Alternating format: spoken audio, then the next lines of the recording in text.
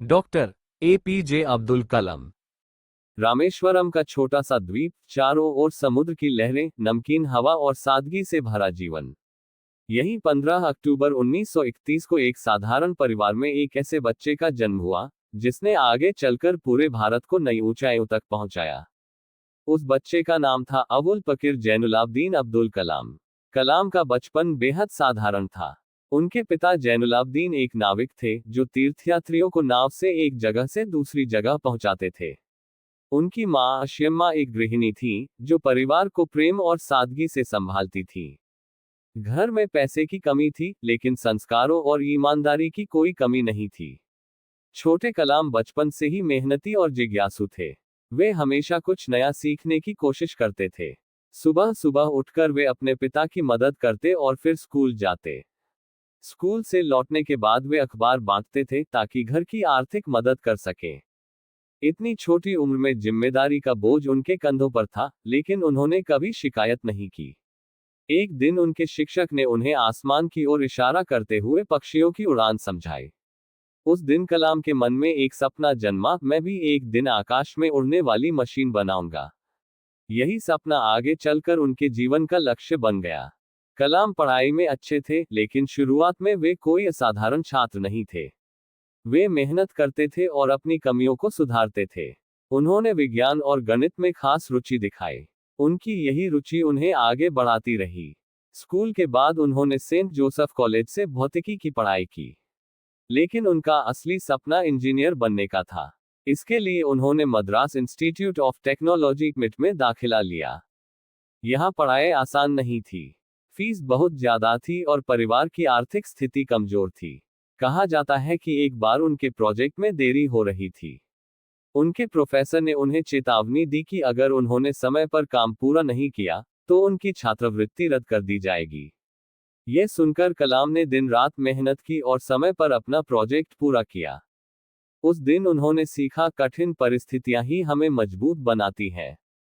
अपनी पढ़ाई पूरी करने के बाद उन्होंने रक्षा अनुसंधान और विकास संगठन DRDO में काम शुरू किया, लेकिन उनका मन संतुष्ट नहीं था। वे कुछ बड़ा करना चाहते थे।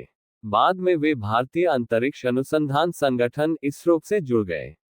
इसरो में उन्होंने भारत के पहले satellite launch vehicle SLV-3 project का नेतृत्व किया। यह प्रोजेक्ट बहुत महत्वपूर्ण था, लेकिन शुरुआत में उन्हें असफलता का सामना करना पड़ा। पहली बार जब रॉकेट लॉन्च किया गया तो वह सफल नहीं हुआ। उस दिन पूरी टीम निराश थी, लेकिन कलाम ने हार नहीं मानी। उन्होंने अपनी गलतियों से सीखा और फिर से प्रयास किया। कुछ समय बाद उसी प्रोजेक्ट ने सफलता हासिल की और भारत ने अपना पहला उपग्रह अंतरिक्ष में भेजा। यह सफलता आसान नहीं थी, लेकिन इसने ये साबित कर दिया कि मेहनत और धैर्य से हर लक्ष्य हासिल किया जा सकता है। इसके बाद कलाम ने भारत के मिसाइल प्रोग्राम में महत्वपूर्ण भूमिका निभाई। अग्नि और पृथ्वी जैसे मिसाइलों के विकास में उनका योगदान अतुलनीय था। इसी कारण उन्हें मिसाइल मैन ऑफ इंडिया कहा जाने लगा। लेकिन कलाम सिर्फ एक वैज्ञानिक ही नहीं थे, वे एक महान इंसान भी थे। वे हमेशा युवाओं को प्रेरित करते थे। उनका मानना था कि देश का भविष्य युवाओं के हाथ में है। 2002 में वे भारत के राष्ट्रपति बने। राष्ट्रपति बनने के बाद भी उन्होंने अपनी सादगी नहीं छोड़ी। वे बच्चों से मिलना पसंद करते थे और उन्हें बड़े सपने देखने के लिए प्रेरित करते थे। एक बार एक छात्र ने उनसे पूछा, सर, सफलता का रहस्य क्या है? कलाम मुस्कुराए और बोले, सपने वो नहीं होते जो आप सोते समय देखते हैं, सपने वो होते हैं जो आपको सोने नहीं देते। उनकी यही सोच उन्हें महान बनाती थी। राष्ट्रपति पद से हटने के बाद भी वे लगातार देश के लिए काम करते रहे। वे अलग अलग स्कूलों और कॉलेजों में जाकर छात्रों से मिलते थे और उन्हें प्रेरित करते थे। 27 जुलाई 2015 को, जब वे IIM शिलोंग में छात्रों को संबोधित कर रहे थे, तभी उन्हें दिल का दौरा पड़ा और वे इस दुनिया को अलविदा कह गए।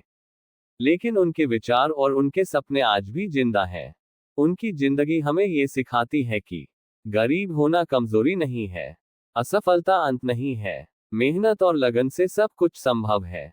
कलाम का जीवन एक ऐसी कहानी है जो हर व्यक्ति को प्रेरणा देती है। उन्होंने ये साबित कर दिया कि अगर आपके पास बड़ा सपना और उसे पूरा करने का जुनून है, तो कोई भी मुश्किल आपको रोक नहीं सकती।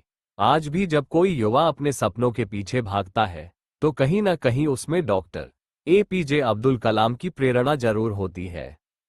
सीख, अपने सपनों को सच करने के लिए पहले उन्हें देखना जरूरी है, फिर उन पर विश्वास करना और अंत में उन्हें पूरा करने के लिए लगातार मेहनत करना।